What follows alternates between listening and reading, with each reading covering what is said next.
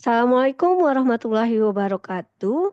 Ya, berikut merupakan video profil hasil penelitian kami yang berjudul efek penggunaan obat antipsikotik terhadap status hiperkoagulabilitas pada pasien skizofrenia. Penelitian ini merupakan skema penelitian fundamental yang dilaksanakan pada tahun 2024 yang dibiayai oleh Direktorat Riset Teknologi dan Pengabdian Masyarakat, Direktorat Jenderal Pendidikan Tinggi, Riset dan Teknologi, Kementerian Pendidikan Kebudayaan, Riset dan Teknologi. Ketua penelitian ini saya sendiri, Dr. Rita Hasni M. Biomed, lalu anggota satu penelitian saya yaitu Dr. Debbie Anggraini, spesialis patologi klinik, anggota peneliti 2 yaitu Dr. Mutiara Anissa, spesialis kedokteran jiwa. Penelitian ini dilatar belakangi yang pertama, tingginya prevalensi skizofrenia di Indonesia yang mencapai 6,7 dari 1.000 rumah tangga.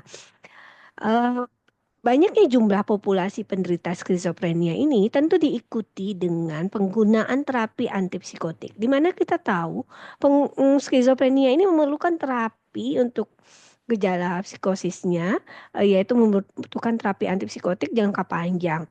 Dan penggunaan terapi ini dapat meningkatkan risiko hiperkoagulabilitas yang memicu komplikasi tromboemboli seperti stroke dan penyakit jantung koroner. Inflamasi ini dari pemberian antipsikotik dapat mempengaruhi biomarker inflamasi seperti interleukin 18, TPP, dan D-dimer yang dapat digunakan untuk mengevaluasi resiko ini. Penelitian ini bertujuan untuk mengevaluasi kadar biomarker interleukin 18, TPP, dan D-dimer pada pasien skizofrenia. Juga membandingkan kadar biomarker tersebut antara pasien skizofrenia dan kontrol sehat.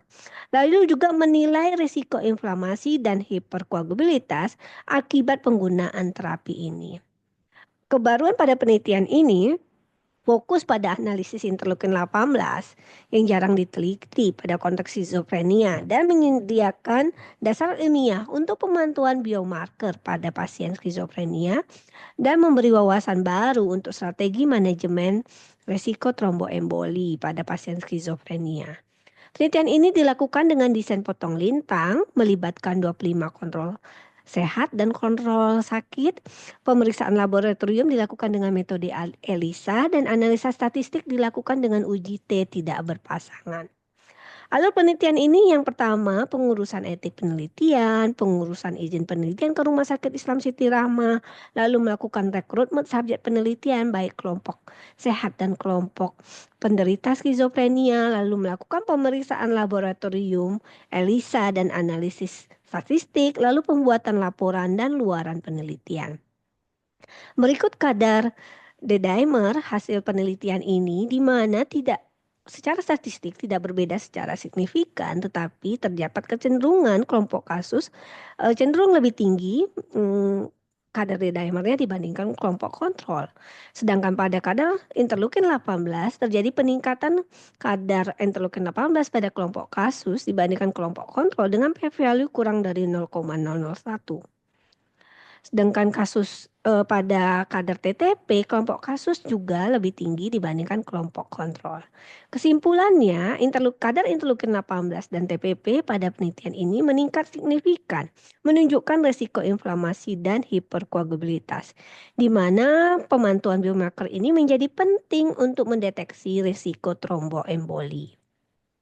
Berikut dokumentasi pada penelitian ini yang menunjukkan proses pengambilan darah dan juga wawancara pada subjek penelitian. Ini adalah hasil dokumentasi surat kaji etik, lulus kaji etik, dan berikut luaran penelitian ini sudah diterima di jurnal internasional, jurnal angioterapi, dan juga jurnal Sinta 4, jurnal kedokteran dan kesehatan, Universitas Sriwijaya. Baik, sekian profil penelitian ini kami ucapkan terima kasih. Assalamualaikum warahmatullahi wabarakatuh.